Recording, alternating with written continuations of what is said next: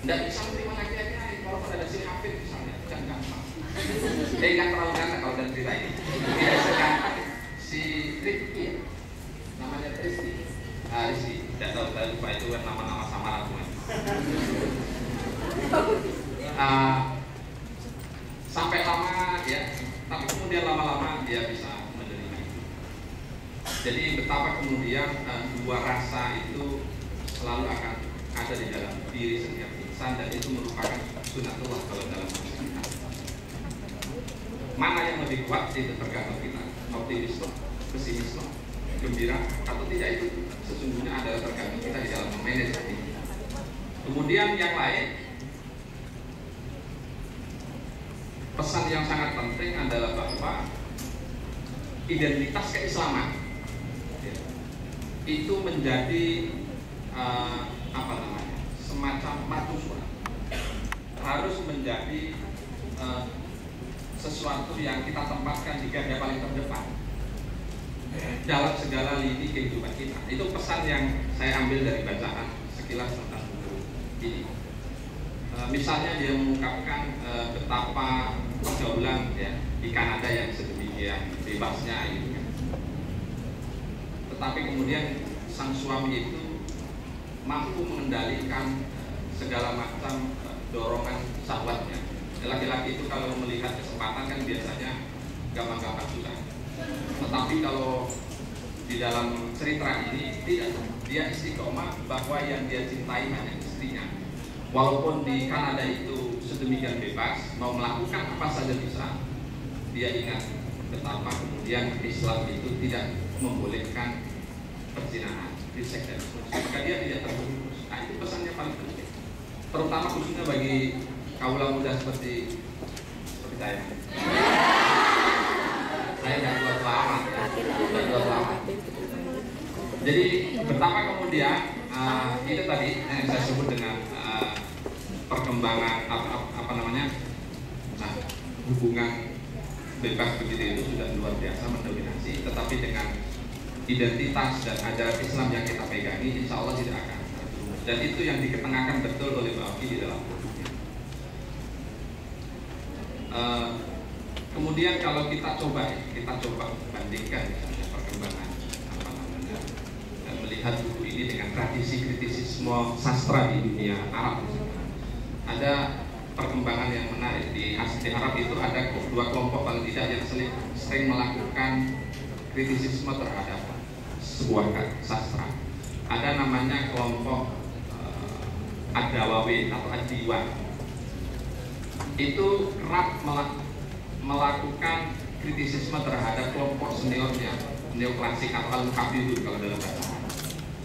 Ada 3 atau 4 dimensi yang sering dikritik. Yang pertama dari sisi bahwa terjadi ihtikak atau tafakkur di dalam menciptakan atau meredaksikan sebuah sastra. Tafakkur itu apa? Redaksinya itu ya terulang-ulang, tidak jelas. Maka kemudian tidak layak untuk dikonsumsi publik. Kira-kira begitu. Kemudian yang kedua terjadi misalnya karya-karya sastra kelompok al-mukabbirun itu taklid itu meniru seniornya saja dengan bahasa dan tokoh yang lain dia ganti gitu saja, tetapi sering perulangan. Kemudian ada namanya al-ihala. Ihala itu sesuatu yang fiktif tapi kemudian didesain sedemikian rupa seakan-akan dia menjadi sesuatu yang realistis. 3 hal ini kalau coba saya terapkan untuk memotret karyanya Mbak Oki yang luar biasa ini, itu tidak ada. Ya, tidak saya ketemukan. Jadi tafakkur, kemudian taklid, kemudian ihala itu tidak bisa saya ketemukan. Karena apa? Yang pertama, grand temanya jelas. Grand tema yang diangkat oleh Mbak Oki di dalam karya ini adalah tentang kematian dan bagaimana kita bisa menyiapkan kematian itu dengan sebaik-baik. Itu jelas. Yang kedua terkait dengan apakah ada ihala atau tidak, itu tidak, karena ini berangkat dari fakta. Kan beliau tadi cerita ini berangkat dari fakta yang sesungguhnya. Jadi ada datanya, orangnya hidup, ya. Kemudian dia cerita dan seterusnya. Jadi tidak mengandang-andang, tidak berisi. Ya. Kemudian yang ketiga, apakah ini membelok pada karya sebelumnya? tidak, ya, tidak saya temukan, walaupun kalau dilihat secara sekilas memang seakan-akan mirip dengan cerita-cerita di televisi, ya, di sinetron, mirip, tetapi tidak sama. Ya mungkin karena Mbak Oki juga seorang aktris, ya, maka ya maklum saja. Itu jadi sungguh luar biasa, dan saya kira buku semacam ini menjadi salah satu perspektif lain dalam konteks pengenalan tentang kematian. Kalau dulu kita mengenal karyanya misalnya Al-Qutubi, Tadhkirah bi Ahwalil Mauta, kemudian Ar-Ruh miliknya Ibnu Qayyim, kemudian ada lagi Dzikrul Maut miliknya Ibnu Abi Dunya. Itu kan semuanya karya-karya yang sifatnya filosofis, akademis, jadi berat dan bisa kita baca. Atau karyanya Pak Prasyap yang tadi saya sebutkan, atau sebelah Pak Komarudin Hidayat. Itu ada 2 karya tentang kematian. Itu tentang psikologi kematian dan berdamai dengan kematian. Itu kalau kita baca berat sekali, jadi susah untuk dikonsumsi oleh publik. Tetapi ketika membaca karyanya Mbak Oki, terutama bagi mereka yang senang dengan cerita-cerita, itu luar biasa, sentuhannya berbeda. Ya. Dia mengungkapkan dengan bahasa cerita kisah, kemudian kita masuk di dalamnya, tetapi tanpa terasa pesannya kena. Itu yang susah dicapai. Tetapi dengan sentuhan seni, dengan sentuhan sastra semacam ini, ternyata bisa. Kecuali memang Anda tidak punya bukunya, nah itu problem lain. Tetapi bahwa gaya-gaya penulisan sastra itu mampu menggugah, ya, kemudian menimbulkan semangat baru terkait dengan wacana tertentu, itu iya. Termasuk ini wacana kematian yang dianggap oleh sebagian orang sangat menakutkan, itu akhirnya melalui karya semacam ini tidak lagi menakutkan, ada optimisme di balik kematian itu. Dan kematian, kata orang Arab itu kan jisrun, ya. Al-mautu jisrun yusilu ila al-mahbub, katanya.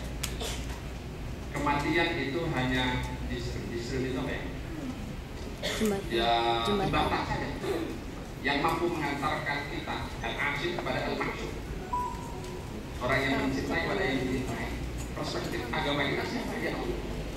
Kalau dikatakan jisrun, jembatan, otomatis ya tidak lama, mau nyebrang paling berapa meter, kemudian ketemu kan gitu. Nah itu nanti yang dalam perspektif agama. Ya, saya kira terlalu panjang lebar dan menjemukan kalau saya kata agak serius, nggak bisa terlalu belum saya orangnya. Makanya agak salah Mbak Sandi kalau memilih saya sebagai pembanding kalau gitu. Baik, saya kira itu beberapa catatan saya mengenai buku ini. Terakhir, saya akan membacakan pantun.